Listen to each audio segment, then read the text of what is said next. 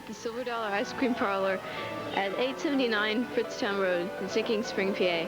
Let's talk with the owner, Mr. Karl Hausman. Mr. Hausman, how did you get started with this ice cream parlor? Well, Barbara, my wife and I were living over in Robizonia, and we always loved the concept of the ice cream. It just seemed like a fun place to go, family-oriented, and a clean business. So we started looking around the area for general stores, a nice big old building where we could fix up and convert into selling ice cream, sandwiches, that sort of thing. Back in 1977, we bought this as an old general store. It was abandoned. It was just a shell. My wife and I had been looking for a long time in this area between Berks and Lancaster County for a general store type setting. And as you know, they're few and far between. You just don't go to a realtor and say, hey, do you have any old general stores? So we patiently took our time looking around, and I wanted something that was kind of laid back, something in the country where you could come in and go back to a time that you've never seen. It's not living in the past because this is the turn of the century. It's way before you were here, and you can only fantasize. It's the illusion of what might have been. And so we found this place in 1977, bought it, worked on it, made a house out of a portion of it, and then saved our pennies. I played the piano at our John's old house, and later on at the Reading Motor Inn at nighttime. And my wife was working at the Warnersville State Hospital. And so we just slowly but surely bought pieces of equipment bit by bit and stored them in here until we could get a bank loan, and then we got everything underway here with a contractor. Anyway, the bottom line is here we opened the business in 1982, and we were in that portion out there. That was a phase one. You're in the Parlor now. That was phase two.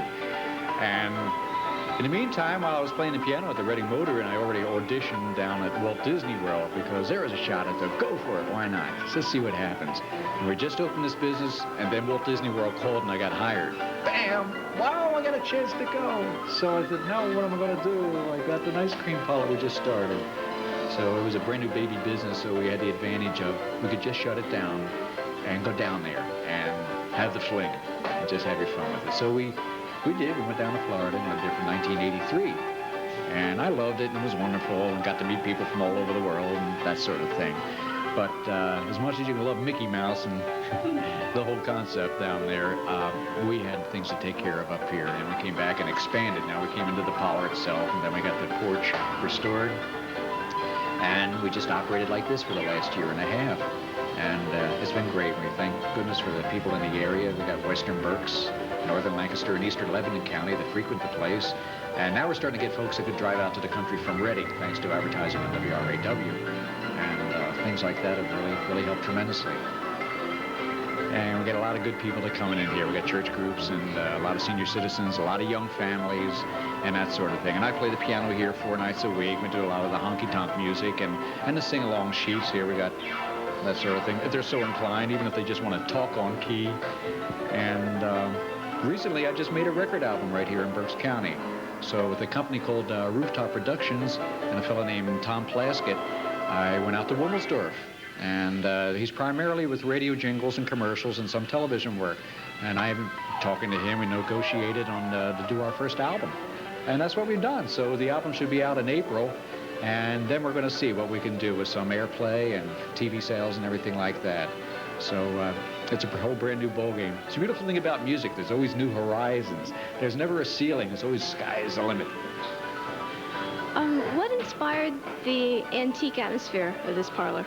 Because mostly, I guess, the ice cream parlor concept, it seemed to always go back to turn of the century. Anyway, the gay 90s up to remember the roaring 20s. There's a resurgence now of ice cream parlors. They're coming back. If you go over to New York City or down to Philadelphia, you see a lot of new ice cream parlors popping up again. The only difference is they're today's prices. The nickel cone is long gone. As a kid in Philadelphia, we used to have a lot of old-fashioned ice cream parlors, and as I understand it, I was growing up in the 1960s, and a lot of them were already folded. They just faded away because the supermarkets wiped them all out. People used to go in and they'd buy you a half-gallon and take it home to eat. There was the days of convenience was coming about. And a lot of those old ice cream parlors just died. But for me, it's an era I never knew in my lifetime. And for most of the folks that come in here, even the older folks, they'll tell me how they remember some of the ice cream parlors. Of course, I can't go back to the beginning of the century. Although we did have 2 people in their 90s here. they remember these sing-alongs when they were hits. But the concept is probably from the gay 90s and roaring 20s when the ice cream parlors really seemed to be at their strongest back then. It was the social point. That's when families could go out and enjoy things together, when communication was fantastic between families. Before television. I'm a TV addict myself, and ever since I got that VCR, I'm taping a million movies. But mainly the old-fashioned idea kind of goes with an old, kind of laid-back lifestyle that we never knew. Where I'm so busy hustle-bustle in my own life. It's a chance to come in here and just sit down and relax a little bit and just think how nice it must have been, I guess.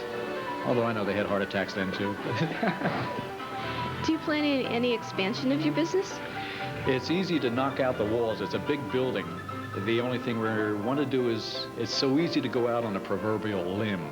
And I want to just take it slowly, one step at a time. I guess one day at a time. You really got to break it down to in the business here. Because we have an acre of ground that goes up to the old abandoned factory here. And that's no problem. I can expand the parking. But we'll just see how we're going. We've only gone through a year and a half altogether as it is. So I need a little more time to keep judging and get a better idea on your peaks and your valleys and everything with the business. Because in here, it's not the same as when I used to play at the Reading Motor and a customer could sit all night, but how many Sundays can you eat in here? You know, so you're going to have to count on a faster turnover and that sort of thing. So expansion, no problem. We can knock out these walls and seat another 60 people easy. It's just when the time is right. That's the whole point, timing. So when the time is right, we'll do that. And then I can get into it. We got a full country kitchen in this building to get into full platters. And then you can offer so much more. Keep rolling. By then I'll hire a whole Dixieland band in here. Speaking of music, could you go into more detail about your piano playing? Yeah, I started piano lessons when I was 7 years old. I begged my mom for a piano. I used to watch the Sunday school teacher when I was a little boy. And I just loved to watch that woman play away. She consented to give me a shot at it. So she enrolled me with an excellent teacher down in Philadelphia where I was born. And I studied classical till I was 14. Now, I was one of the kids that loved to play, but I hated to practice. But it was worth it, and I was glad. And I thank my mom today, because at the time I was a little rebel. You know, oh man, I want to go out with the guys and all that stuff. I want to play, but I didn't want to put in the time. You got to pay your dues. And I'm grateful I did. And I studied from the great masters, Beethoven and whoever. And the fact is that I think you should do it that way. Then do what you want, but learn the proper way. And then I started playing rock and roll with some of the kids in the neighborhood, and just on the weekends. Matter of fact, I started working in bars when I was 14 years old. I lied about my age. And in my old neighborhood, we had 334 bars. It's in a section called Kensington, and predominantly Irish. And we used to have some really wild Saturday nights down there. And that was it. I'd be there playing honky-tonk music. And then after I got out of high school, I joined the Musicians Union, became professional at it, and we assembled a group for fellows in my neighborhood, and we called ourselves the Kit Kats. And within 3 years, we had a hit record on our hands. It began in Philadelphia, then went nationwide, called Let's Get Lost on the Country Road. And then 3 years later, we had a second hit record called Won't Find Better Than Me. We had international hits. I still get checks from Australia and things like that, the United Kingdom, Canada. And it's nice, because now they're golden oldies. But I still think, like the folks down at WFIL in Philadelphia, for instance, they were just playing, they had a Kit Kat Day not too long ago. And they were playing a bunch of the old things, because I wrote and recorded 4 albums back then. And we were lucky to get 12 years out of the whole darn thing with a rock and roll band. That's kind of unique. But there came a day when the fellows were all getting married and started their own families, and they wanted to pursue their personal adventures. So we shook hands, and we sent Christmas cards. They're still down in the Philadelphia area, and I'm the one that came out here because I met my wife. She's from Berks County. So I decided to come out here and get some fresh air. Can you tell us about your new album? The album was coming about, I suppose, for 2 reasons. The creative end is the main reason, because I'm one of those people who's got to give the world a song. And the other reason is for simply locally. So many people since we've been open said, don't you have any tapes? Don't you have any records of your music? And I said, Yeah, soon, soon. We got to pay a few more bills, and then we can get to the record album.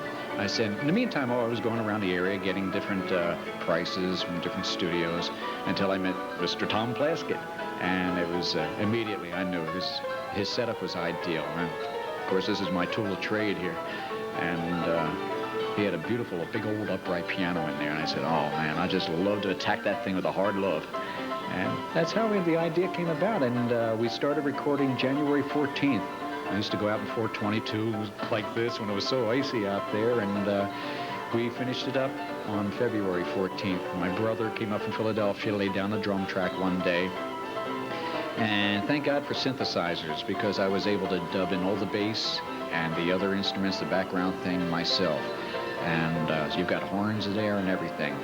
And one fella, Kenny Garrett, played the fiddle on a country song I've got called My Pennsylvania Dutch, which we're going to see what we can do with the tourist end there with that song. I love that song. You even commented you liked it. We'll give it a shot. That's all you can do, and just hope for the best, because they get to the point where it's out of your hands and it's up to a higher power.